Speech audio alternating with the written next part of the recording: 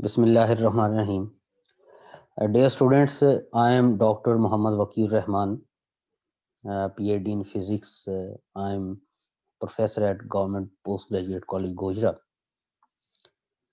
तो आज मैं एक रिज्यूम कर रहा हूँ अपने उस सिलसिले को, लेक्चर सीरीज को रिज्यूम कर रहा हूँ जो आज से 3 माह पहले तक मैं करता आया। और सेकेंड ईयर की जो फिजिक्स है उसके चैप्टर नंबर 12 से लेकर चैप्टर नंबर 15 तक के मैंने डेली बेसिस पे लेक्चर्स अपलोड किए और वो यूट्यूब चैनल पे, मेरे इस चैनल पे मौजूद हैं।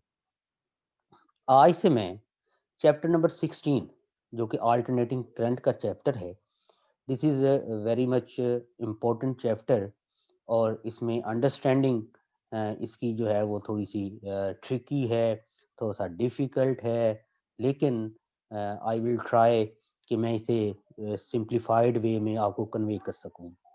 ये जो वीडियो मैं बना रहा हूँ और लेक्चर अपलोड करने जा रहा हूँ, ये basically government post graduate college Gojra के टैलेंट सेक्शन के बच्चों के लिए एक मेरी तरफ से एक तोहफा है, मेरी तरफ से एक काविश है कि उन्हें फ्री ऑफ कास्ट एजुकेशन दी जाए। और क्योंकि वहाँ पे भी मैं ये क्लास ले रहा हूँ और उसके बाद उन्हें बच्चों को ट्यूशन की ज़रूरत ना पड़े, तो उस सिलसिले में भी ये एक वीडियो मैं लेक्चर डेली अपलोड करूँगा।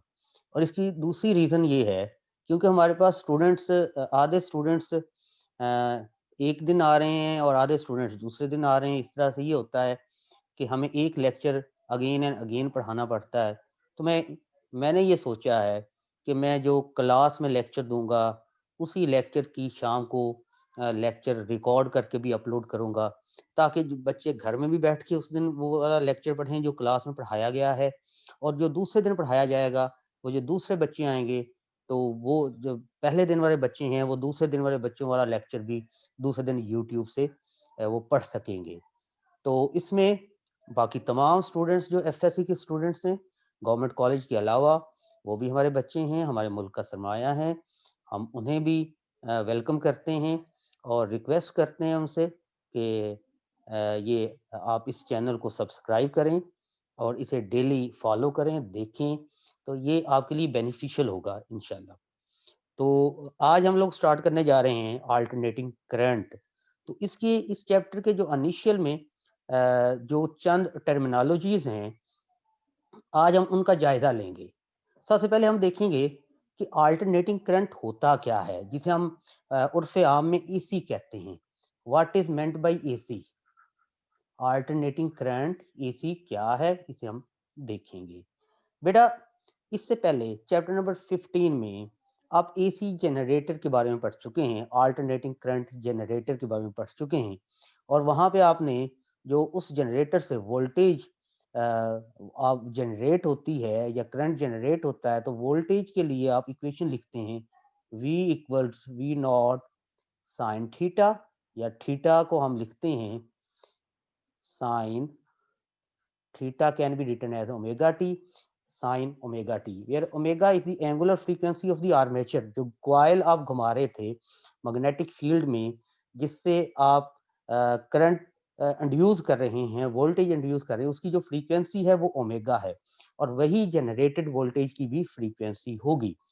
और अगर मैं बेटा रेजिस्टिव सर्किट की बात करूं तो V इक्वल होता है आई आर के, और V नॉट इक्वल होगा आई नॉट और के, और साइन ओमेगा टी। अगर रेजिस्टेंस को मैं कैंसिल कर दूं दोनों साइडों पे, तो मेरे पास करंट की इक्वेशन आ जाएगी I equals I not sine omega T.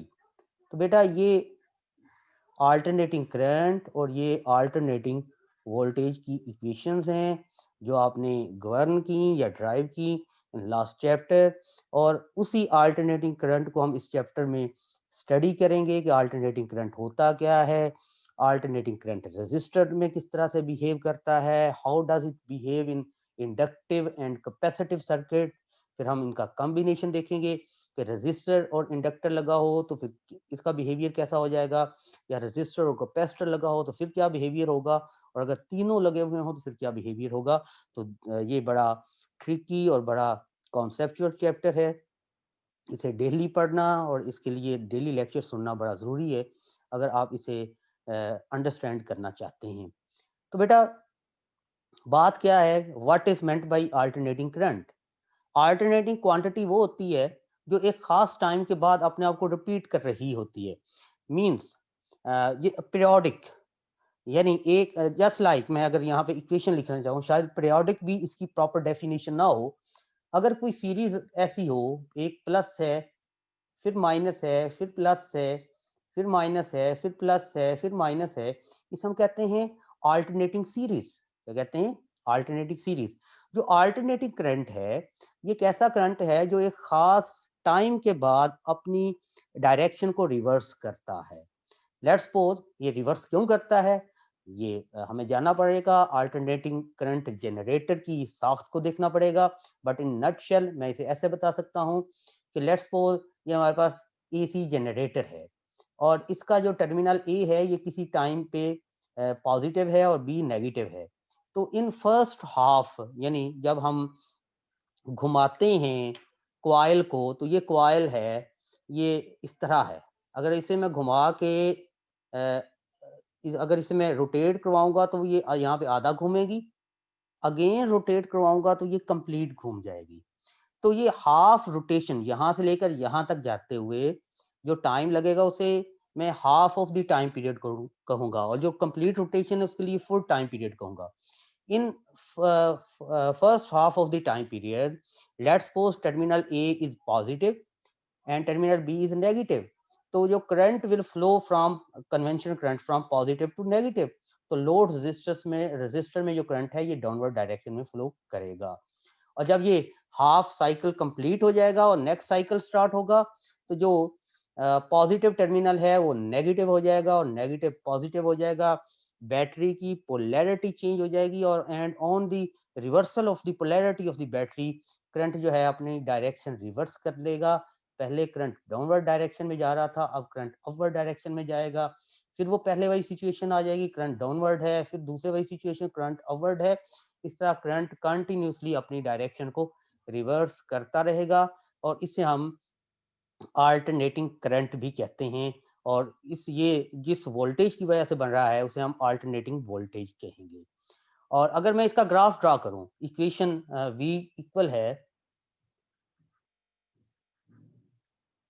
V not sine theta, theta को हमने लिखा ओमेगा टी। अब ओमेगा को लिख सकता हूं बेटा 2 pi over capital T. Omega होता है ना एंगुलर फ्रीक्वेंसी, किसकी इक्वल होता है? 2 पाई ओवर कैपिटल टी के, इनटू स्मॉल टी, वैसे ही आएगा। अब देखिए बेटा, अगर मैं ग्राफ ड्रा करूं टाइम और वोल्टेज के दरमियान, या फेज एंगल और वोल्टेज के दरमियान, तो मैं लिख सकता हूं यहाँ पे एक कंप्लीट रोटेशन कंप्लीट होने के लिए जो टाइम लगता है उसे हम टाइम पीरियड कहते हैं। मींस यहाँ से लेकर यहाँ तक, मैं यहाँ पे व्हाइट बोर्ड खोल लेता हूँ ताकि इसे समझना आसान हो। लेट्स सपोज मैं टाइम पीरियड की बात करूं, लेट्स सपोज यहाँ से रोटेशन स्टार्ट हुई है और कंप्लीट टाइम के लिए जो टाइम लगेगा उसे हम टाइम, कंप्लीट रोटेशन के लिए जो टाइम लगेगा वो टाइम पीरियड होगा। और हाफ रोटेशन के लिए जो टाइम होगा वो टाइम पीरियड का हाफ होगा, वो यहाँ कहीं पे होगा, वो T/2 होगा।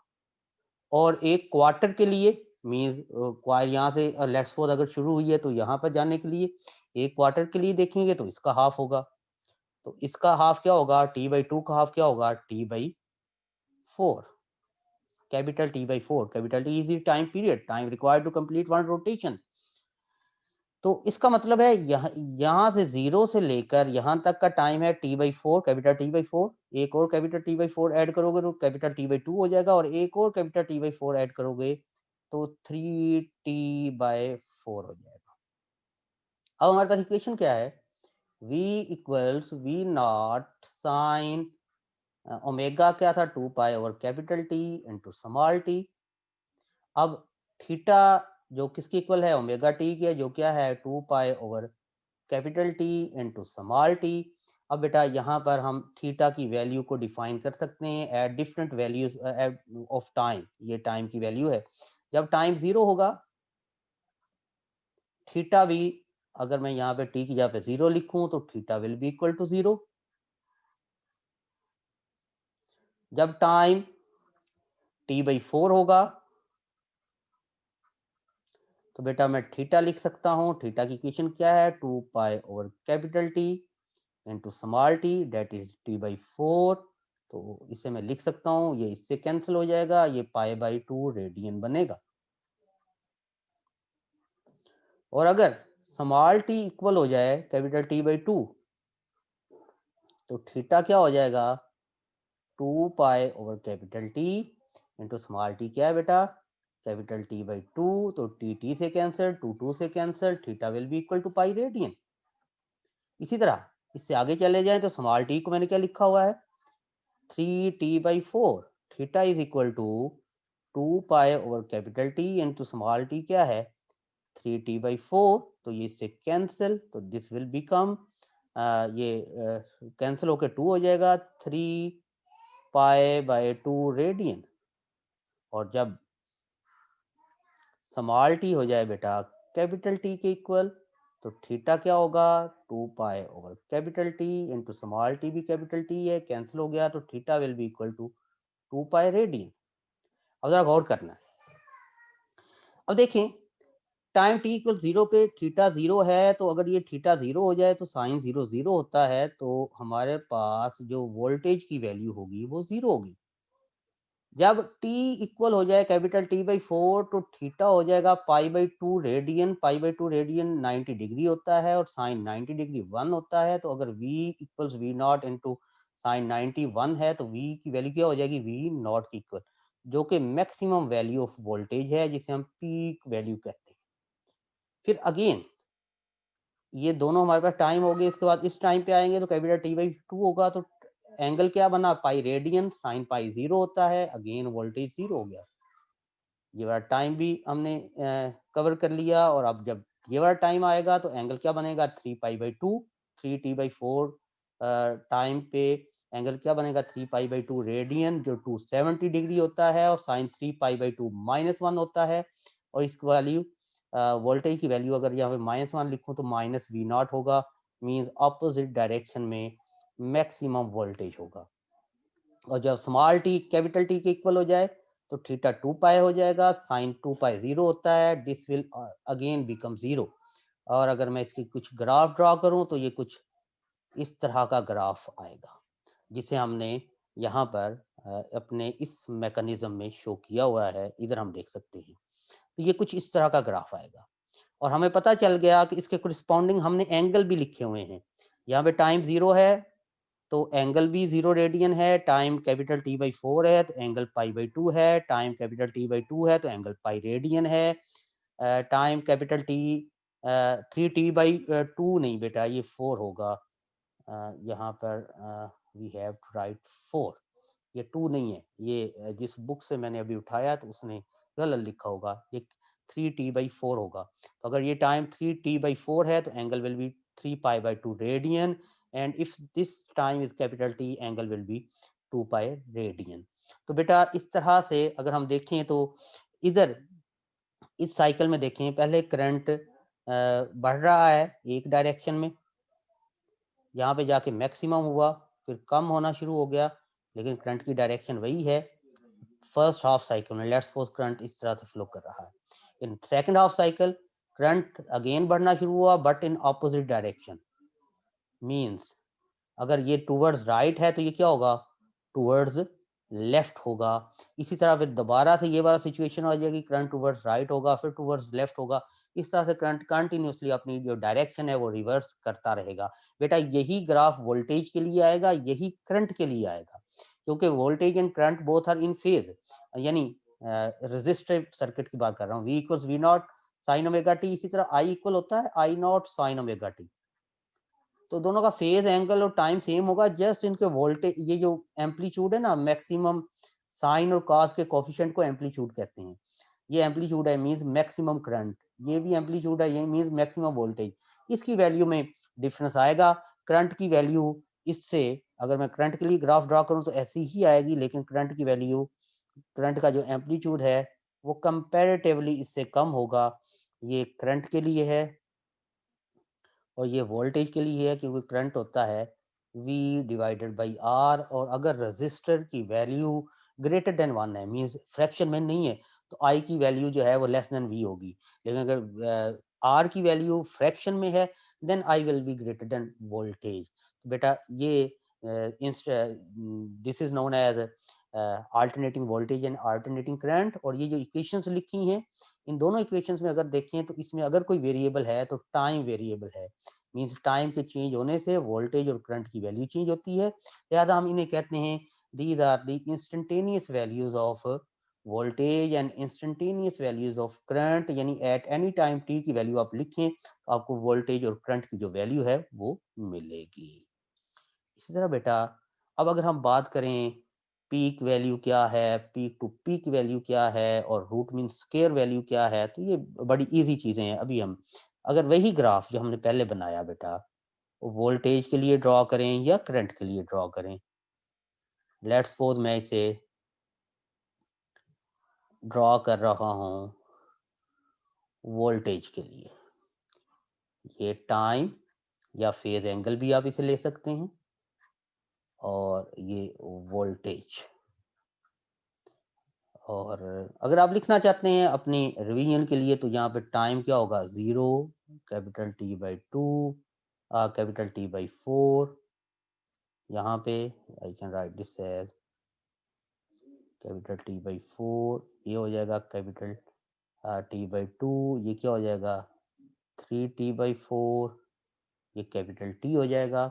इसी तरह अगर फेज एंगल लिखूँ, नीचे मैंने टाइम लिखा, ऊपर फेज एंगल लिखूँ, तो यहाँ पे फेज एंगल 0 होगा, यहाँ पे पाई बाई 2 रेडियन होगा, यहाँ पे पाई होगा, यहाँ पे 3 पाई बाई 2 होगा, यहाँ पे 2 पाई होगा। ये जो एंगल है ये रेडियन में लिख रहे हैं। अब देख लें बेटा, वोल्टेज बढ़ता जा रहा है, बढ़ता जा रहा है, मैक्सिमम हुआ, इस वैल्यू पे मैक्सिमम हुआ, ये मैक्सिमम वोल्टेज, फिर कम होना शुरू हो गया। इस तरह दोबारा से वोल्टेज बढ़ा ऑपोजिट डायरेक्शन में, यहाँ पे जाके मैक्सिमम हो गया। इसे मैं माइनस वी नॉट लिखूंगा, minus is showing that voltage is in opposite direction. तो बेटा ये जो वोल्टेज की मैक्सिमम वैल्यू है, यानी V equals V not sine omega T या थीटा, इसमें ये जो V नॉट है, this is known as peak value. बेटा हम क्या कहेंगे, पीक वैल्यू, ये पीक वैल्यू ऑफ वोल्टेज होगी। इस तरह जब हम इक्वेशन लिखते हैं I equals I not sine omega T, इसमें बेटा जो आई नॉट है, this is peak value of current, जो मैक्सिमम वैल्यू ऑफ वोल्टेज, या जिसे एम्पलीट्यूड ऑफ द वोल्टेज भी कहते हैं, या मैक्सिमम वैल्यू ऑफ करंट, या जिसे एम्पलीट्यूड ऑफ द करंट भी कहते हैं, that is known as peak value. अगर वोल्टेज के लिए है तो पीक वैल्यू ऑफ वोल्टेज, और अगर करंट के लिए है तो पीक वैल्यू ऑफ करंट है। सर बेटा अब अगर हम लोग बात करें पीक टू पीक वैल्यू की, तो उसे हम देख सकते हैं। हमारे पास ये ग्राफ है कुछ इस तरह का,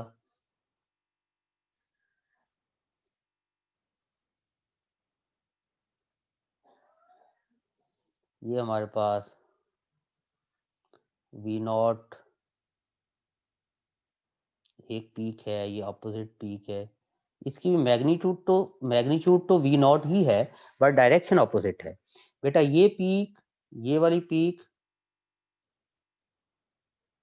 और ये पीक, इन दोनों पीक्स का के दरमियान जो डिस्टेंस है, जो वैल्यू, यानी डिस्टेंस अकॉर्डिंग टू स्केल, ये वाला डिस्टेंस जिस वैल्यू को शो करेगा उसे मैं कहूंगा पीक टू पीक वैल्यू। क्या कहूंगा, पीक टू पीक वैल्यू। अब बेटा ये ऊपर क्या है, वी नॉट, नीचे भी माइनस वी नॉट है ना, तो बट हमने सिर्फ इस की मैग्नीट्यूड लेनी है, तो वो प्लस होगा, तो पीक टू पीक वैल्यू क्या होगी वोल्टेज की, 2 V not plus V not, तो क्या हो जाएगा 2 वी नॉट। वी नॉट यहाँ से लेकर यहाँ तक, और वी नॉट यहाँ से लेकर यहाँ तक। इसी तरह for current peak to peak value को क्या लिखूंगा, 2 I not plus I not, that will become 2 I not. तो अब इसी तरह बेटा, तो हम लोग पढ़ रहे थे पीक वैल्यू क्या होती है, जो मैक्सिमम वैल्यू ऑफ वोल्टेज या करंट है उसे हम पीक वैल्यू कहते हैं, और एक पीक से दूसरी पीक तक की जो वैल्यू होगी उसे हम पीक टू पीक वैल्यू कहेंगे। और उसके बाद अगर हम लिखें रूट मीन स्क्वायर वैल्यू, बेटा ये बड़ी इंपॉर्टेंट बात है जो अभी हम बात करेंगे, root mean square value. Root mean square value, बेटा इसे लिखा रूट मीन स्क्वायर जाता है, यानी RMS, और जो इसमें ऑपरेशन होता है वो इसके रेसिप्रोकल होता है, यानी आपके समझाने के लिए ये बात कर रहा हूं मैं। यानी रूट मीन स्क्वायर को हम लिखते हैं रूट मीन स्क्वायर, RMS को हम लिखते हैं, ये है क्या असल में, root of, root stand for square root, root of mean squared values. यानी सबसे पहले आपने क्या करना है, वैल्यूज का स्क्वायर लेना है, फिर उनका मीन मतलब एवरेज लेना है, और फिर स्क्वायर रूट लेना है। मीन ये लिखा जाता है RMS, लेकिन इसे सबसे पहले एस करना है, मीन सबसे पहले स्क्वायर लेना है, देन मीन SMR, मीन सबसे पहले आपने वैल्यूज का स्क्वायर लेना है, फिर हमने उन तमाम वैल्यूज का मीन लेना है, फिर उन तमाम वैल्यूज का हमने स्क्वायर रूट लेना है। This is known as root mean square. ये हम कैसे लेते हैं जरा गौर करना है। लेट्स सपोज मैं यहाँ पे, ये मेरे पास एक वोल्टेज की एग्जांपल है, साइनोसाइडल वोल्टेज जो अभी हम ड्रॉ कर रहे हैं, ये कोई वोल्टेज है बेटा, ये इसकी पीक वैल्यू है V0, ये भी पीक वैल्यू है, बट दिस इज -V0। सबसे पहले आपने क्या करना है, स्क्वायर लेना है, यानी वोल्टेज की जितनी भी वैल्यूज आएंगी, यहाँ पे जो वैल्यू है उसका भी स्क्वायर लें, इसका भी स्क्वायर लें, इस वैल्यू का भी स्क्वायर लें, इस वैल्यू का भी स्क्वायर लें, इसका भी स्क्वायर लें, जीरो का स्क्वायर जीरो ही होगा, तो इस तरह इस वैल्यू का भी स्क्वायर लें, इसका भी, इसका भी, इसका भी, इसका भी स्क्वायर लें। सबसे पहले आपने स्क्वायर लेना है, मीन सिंपल सी बात है, V equals V0 sine omega T का स्क्वायर ले लें दोनों साइड पे। तो जब स्क्वायर लेंगे तो V0 क्या हो जाएगा, V0 का स्क्वायर क्या होगा बेटा, जो पीक पे है ये बन जाएगा V0 स्क्वायर, और -V0 का स्क्वायर भी क्या होगा, प्लस V0 स्क्वायर, यानी माइनस का स्क्वायर क्या होता है, प्लस ही होता है ना बेटा, तो ये क्या बन जाएगा, प्लस V0 स्क्वायर। सबसे पहले इस तरह जीरो का स्क्वायर लेंगे तो जीरो, इधर भी जीरो का स्क्वायर लूंगा जीरो, इधर भी जीरो का स्क्वायर लूंगा जीरो, और ये V0 स्क्वायर है। तो अगर हम अब ग्राफ ड्रॉ करें तो बेटा अब जो ये ग्राफ आएगा ये कुछ ऐसा आएगा। तो ये जो ग्राफ है ये V स्क्वायर का ग्राफ है, ये ग्राफ था V का, ये वाला ग्राफ है V स्क्वायर का ग्राफ है, क्या है, V स्क्वायर का ग्राफ है। तो सबसे पहले हमने क्या किया, स्क्वायर ले लिया, यानी जो भी हमारे पास वैल्यू है उसका हमने स्क्वायर ले लिया। अल्टरनेटिंग वोल्टेज है या अल्टरनेटिंग करंट है, जब स्क्वायर लेंगे तो हर एक वैल्यू का स्क्वायर ले लेंगे। जैसे इस पॉइंट का स्क्वायर लेंगे तो ये पॉइंट यहाँ कहीं पे आ जाएगा, इस पॉइंट का स्क्वायर लूंगा ये पॉइंट यहाँ कहीं पे चला जाएगा, इस पॉइंट का स्क्वायर लिया तो ये यहाँ कहीं पे आ गया, इस पॉइंट का स्क्वायर ये यहाँ कहीं पे आ गया। तो वी स्क्वायर का ग्राफ कुछ ऐसा बना।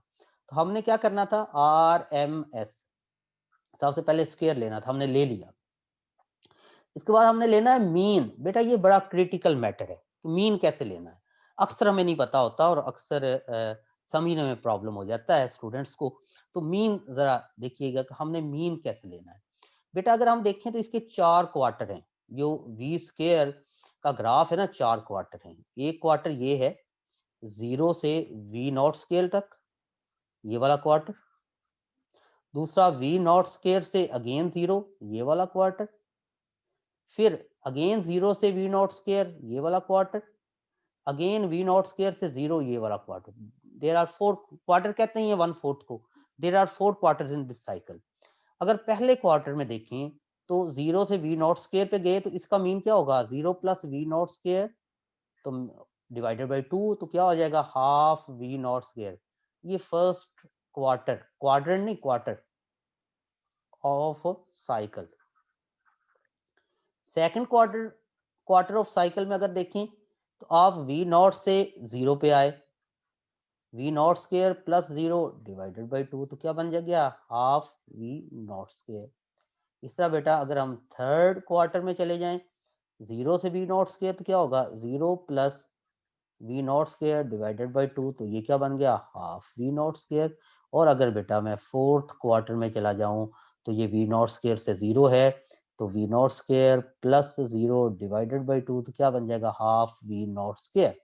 अब अगर मैं इसे चारों क्वार्टर्स का जो मीन है उनका अगेन मीन लेना चाहूँ, तो पहले क्वार्टर का मीन क्या था, हाफ वी नॉट स्क्वायर, दूसरे का भी हाफ वी नॉट स्क्वायर, तीसरा क्या था half V not square, and fourth one is also half V not square. तो ये चार क्वार्टर्स हैं, चार पे डिवाइड कर दूंगा, तो बेटा जब आप इसे चार पे डिवाइड करेंगे तो half V not square plus half V not square V not square, तीसरा half V not square plus half V not square, ये भी क्या बन जाएगा वी नॉट स्क्वायर, तो ये हो जाएगा टू वी नॉट स्क्वायर। ये ऊपर वैल्यू आएगी two V not square divided by 4, तो ये इससे कैंसिल हो जाएगा, तो क्या बन जाएगी इसकी जो मीन वैल्यू बनेगी V square, V not square की जो मीन वैल्यू की बनेगी क्या बनेगी half V not square, half V not square, तो वो यहाँ कहीं पे आएगा हाफ वी नॉट स्क्वायर। आप इसे यहाँ पे भी देख सकते हैं, जस्ट अ मिनट बेटा। इसे आप देख सकते हैं कि सबसे पहले ये हमारे पास वोल्टेज था, ये वाला, हमने इसका स्क्वायर लिया तो ये वी नॉट है, तो वी नॉट स्क्वायर पे चला गया, फिर हमने एवरेज ली पूरे साइकिल पे, यहाँ तक एवरेज ली, तो क्या बन गया half V not square.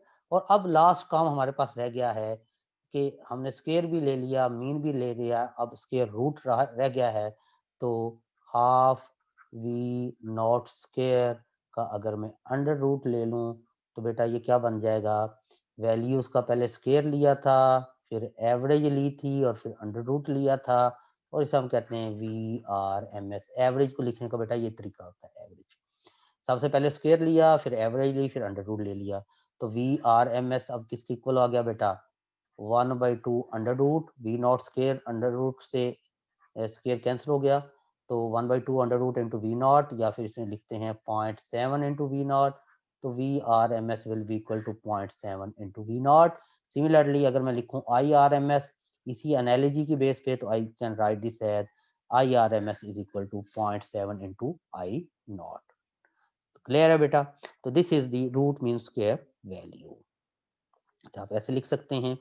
Root mean square value के बाद अब अगर हम बात करें तो वो है फेज ऑफ एसी की। फेज ऑफ एसी बेटा जो इक्वेशन लिखते हैं v equals V not sine omega T, बेटा अगर इसकी इन जनरल इक्वेशन लिखूं ना मैं, तो इसे हम लिखते हैं v equals V not sine omega T plus five. ये जो ओमेगा टी प्लस फाइव है ना, theta equals omega T plus five, बेटा इसे कहते हैं फेज ऑफ एसी,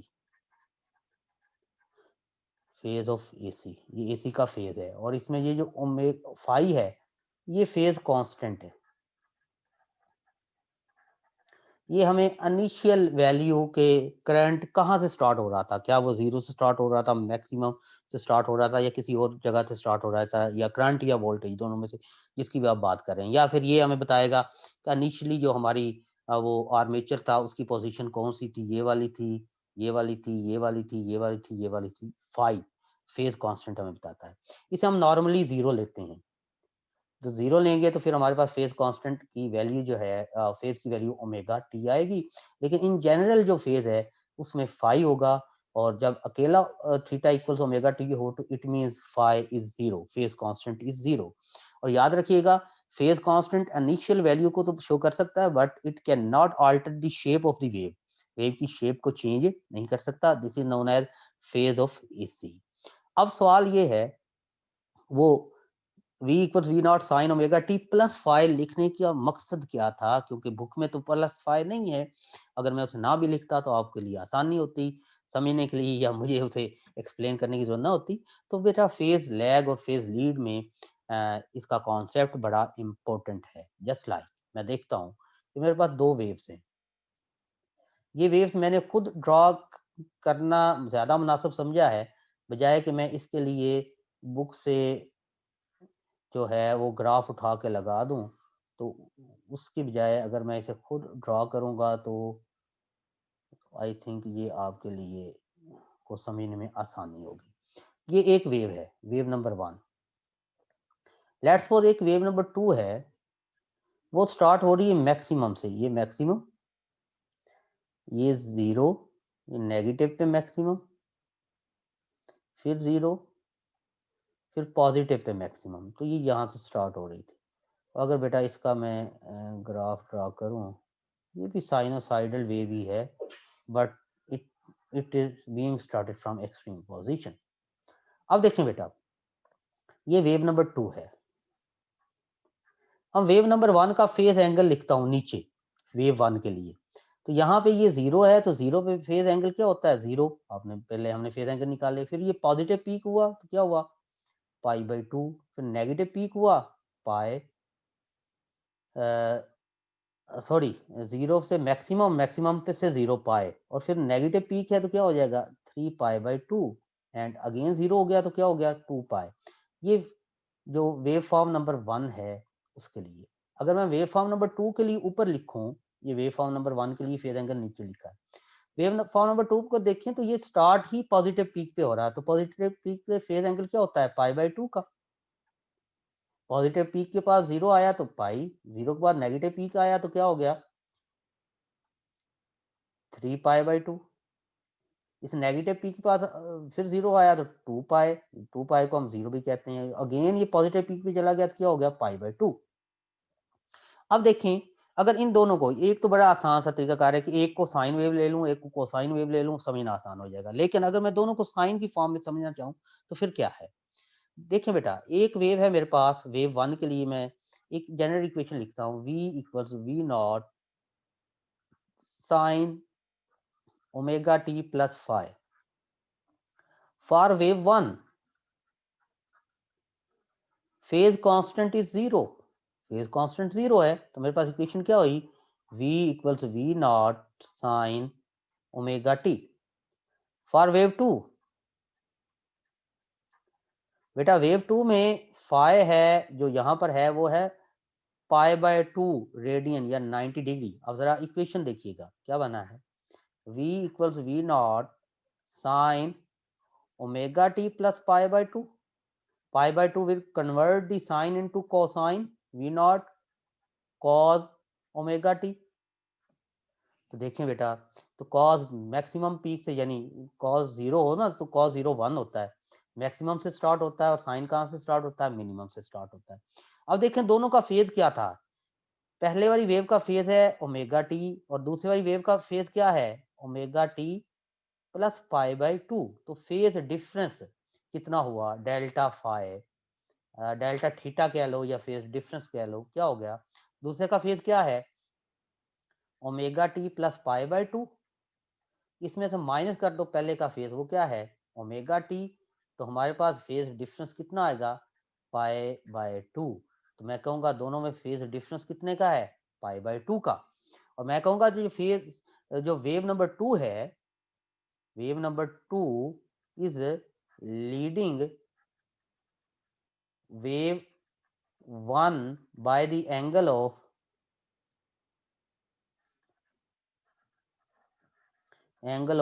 π/2 रेडियन। कि फेज 2 क्या कर रहा है? फेज 1 को लीड कर रहा है, कितने एंगल से? π/2 से। लीड से क्या मुराद है? देखें बेटा, लीड से ये मुराद है कि आप इसे ऐसे समझना, इसे समझना बिल्कुल आसान है कि ये 0 से स्टार्ट हो रहा है, बट जब ये 0 था उस वक्त ये पॉजिटिव पीक पे था। मींस इसने पॉजिटिव पीक पे अभी जाना है, तो ये जो वेव नंबर 2 है इसका ये क्वार्टर पहले ही पूरा हो चुका है। जब हमने ऑब्जर्व किया उस वक्त ये पॉजिटिव पीक पे जा चुका था। इसका मतलब है कि जो वेव नंबर 2 है वो आगे आगे है, वो लीड कर रही है वेव 1 को बाई π/2। जब वेव 2 का π/2 हुआ था तो उस वक्त वेव 1 का भी 0 हुआ था, तो डिफरेंस लें तो π/2 - 0 π/2 का हो जाएगा। जब वेव 2 का पाई हुआ था तो उस वक्त वेव 1 का अभी π/2 हुआ था। तो जब वेव 2 का 3π/2 हुआ था तो वेव 1 अभी सिर्फ पाई पे थी। तो इसका मतलब है कि वेव 2 लीड कर रही है वेव 1 को, और wave 1 is lagging behind the wave 2। Wave 2 is leading the wave 1 and wave 1 is lagging behind the wave 2। तो वो उसे लैग बिहाइंड कर रही है।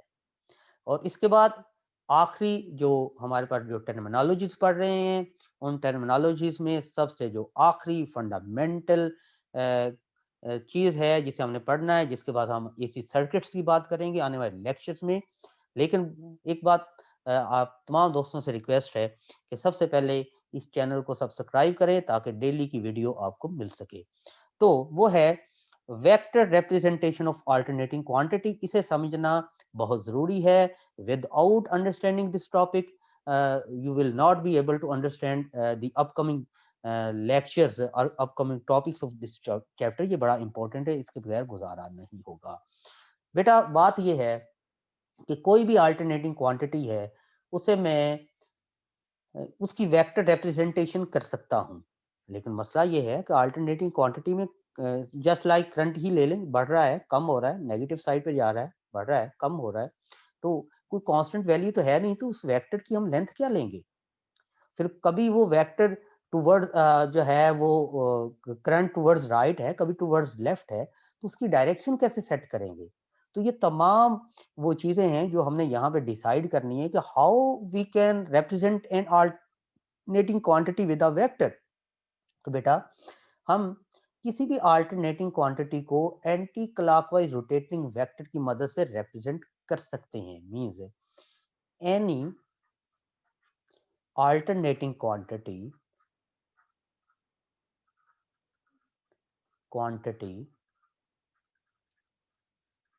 वो वोल्टेज हो या वो करंट हो, can be represented by counter clockwise rotating vector।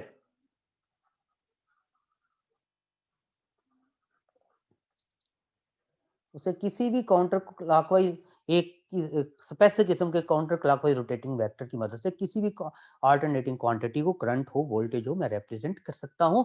लेकिन उसकी कुछ खसूसियात हैं, वो खसूसियात क्या है वो हमें देखनी है, डिसाइड करनी है। नंबर 2, जो उस वेक्टर की लेंथ होगी वो किसी ना किसी, वैसे नॉर्मली तो वेक्टर की जो लेंथ है वो अकॉर्डिंग टू चोजन स्केल वो वेक्टर की मैग्नीट्यूड को शो करती है ना। लेकिन इधर वेक्टर की लेंथ किसे शो करेगी? The length of the vector, length of the vector will show peak और root mean square value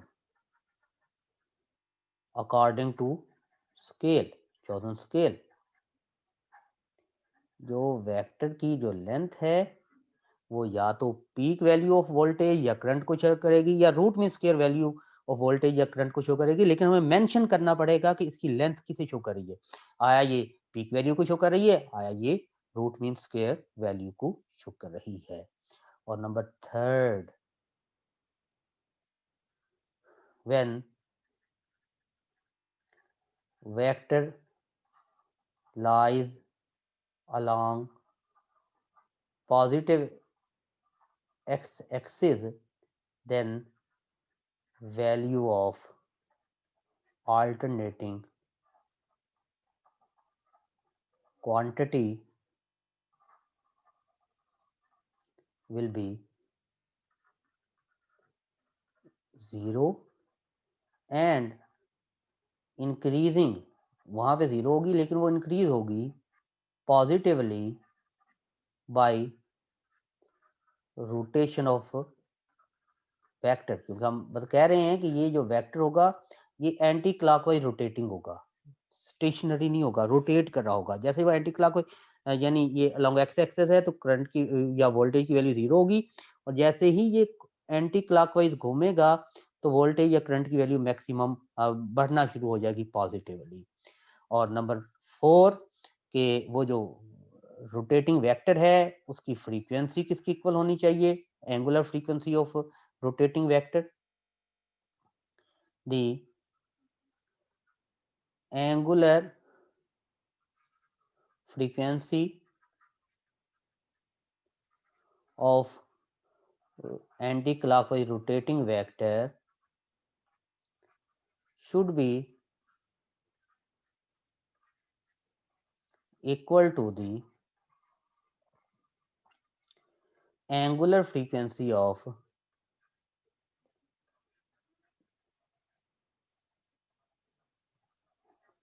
frequency of alternating quantity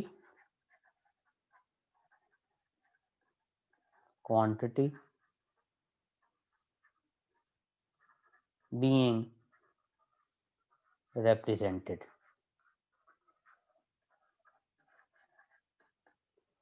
means कि जो वो जो घूम रहा है एंटी क्लॉकवाइज डायरेक्शन में, तो ये कितनी एंगुलर फ्रीक्वेंसी या कितने एंगुलर वेलोसिटी से घूमेगा, ये डिपेंड करता है कि वो जो एंटी क्लॉकवाइज, वो जो अल्टरनेटिंग क्वांटिटी है जिसे आप वेक्टर से रिप्रेजेंट कर रहे हो, वो करंट है या वोल्टेज है, उसकी एंगुलर फ्रीक्वेंसी क्या है, उसकी इक्वल इसकी एंगुलर फ्रीक्वेंसी होगी।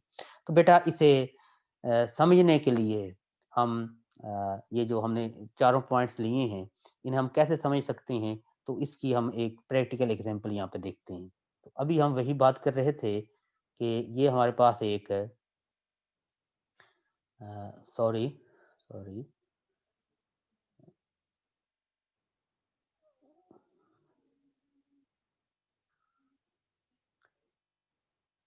ये हमारे पास एक अल्टरनेटिंग क्वांटिटी है, वोल्टेज की ही बात कर रहे हैं। तो यहाँ पे ज़ीरो है, यहाँ पे मैक्सिमम है, फिर ज़ीरो है, फिर मैक्सिमम, फिर ज़ीरो, यहाँ पे फेज एंगल है ज़ीरो, ये पाई/2, ये पाई, ये 3 पाई/2, ये 2 पाई। तो अगर इसकी ये जो है पीक वैल्यू वो वी नॉट है, हम एक यहाँ पे टाइम 0 था, यहाँ पे t/4 था, यहाँ पे t/2 है, यहाँ पे 3t/4 है, यहाँ पे t है, ये टाइम को शो कर रहा है, ये एंगल को शो कर रहा है। तो अगर मैं इसका vector representation at t equals 0 पे करूँ, तो t इक्वल 0 पे वोल्टेज 0 है, तो ये वाला अलोंग एक्स है, ये जो इसकी लेंथ है, ये वी नॉट को शो करेगा, या फिर ये इसी के रूट मीन स्क्वायर वैल्यू को शो करेगा। जो जिस लिहाज से आप मर्जी उसे बनाना चाहें, अकॉर्डिंग टू चोजन स्क्वायर इसकी आप लेंथ लेंगे। और अगर ये अलोंग एक्स एक्सिस है, इट मींस इसकी वैल्यू जो है वो 0 है। और जैसे जैसे ये घूमेगा इन एंटी क्लॉकवाइज डायरेक्शन, तो ये जो अलोंग एक्स एक्सिस था तो वैल्यू 0 है। अब ये एंटी क्लॉकवाइज डायरेक्शन में घूम रहा है, मींस ये इधर को जाएगा, तो वैल्यू पहले ये यहाँ पे वेक्टर गया, फिर यहाँ पे गया, और फिर यहाँ पे आया, तो वोल्टेज की वैल्यू बढ़ती जाएगी, या वोल्टेज की या करंट है तो वो बढ़ता जाएगा। यहाँ पे फेज एंगल 0 है, यहाँ पे 90 है। जब 90 से ये आगे रोटेट करके 180 डिग्री पे जाएगा, तो वोल्टेज या करंट की वैल्यू कम होना शुरू हो जाएगी, जब मीन्स जब ये रोटेट करके इधर चला जाए। और बेटा जब ये रोटेट करके आगे जाएगा, तो 180 से 270 पे जाएगा, या 3 पाई/2 पे जाएगा, तो वोल्टेज मैक्सिमम होगा इन नेगेटिव डायरेक्शन। और अगर ये मजीद रोटेट करे और ये वापस अलोंग एक्स एक्सिस आ जाए, तो अगेन वोल्टेज की वैल्यू 0 हो जाएगी। तो इस तरह से हम किसी भी इंस्टेंट पे वोल्टेज और करंट की वैल्यू को जो है एंटी क्लॉकवाइज रोटेटिंग वेक्टर की मदद से रिप्रेजेंट कर सकते हैं। जस्ट लाइक मेरे पास एक एग्जांपल है, मैं कहता हूँ कि voltage is leading the current by the angle of पाई/2। फर्ज किया ये मैं करंट ले लूं और ये मैं वोल्टेज ले लूं, तो हमें पता है, अभी हम बात कर रहे थे कि ये जो कर्व 2 अब बन रही है, ये कर्व 1 को लीड कर रही है बाय द एंगल ऑफ पाई/2। तो जहां पे करंट 0 है, वहां पे वोल्टेज मैक्सिमम है बेटा, लेकिन दोनों के दरमियान एंगल पाई/2 है।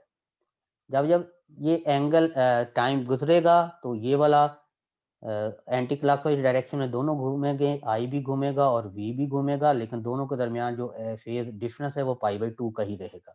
और जब ये यहाँ पे पहुंचा, जब वोल्टेज 0 हो गया और करंट मैक्सिमम हो गया, तो करंट मैक्सिमम हो गया, जब ये रोटेट करके यहाँ पे आ जाएगा, ये करंट हो जाएगा, और वोल्टेज रोटेट करके यहाँ पे चला जाएगा। लेकिन किसी भी जगह पे देखेंगे तो ये एंगल क्या होगा, पाई/2 रेडियन या 90 डिग्री। तो बेटा ये है आज का लेक्चर। कल हम नए लेक्चर के साथ हाजिर होंगे, लेकिन उससे पहले इस चैनल को सब्सक्राइब करना ना भूलें। ठीक है बेटा, टेक केयर, अल्लाह हाफिज।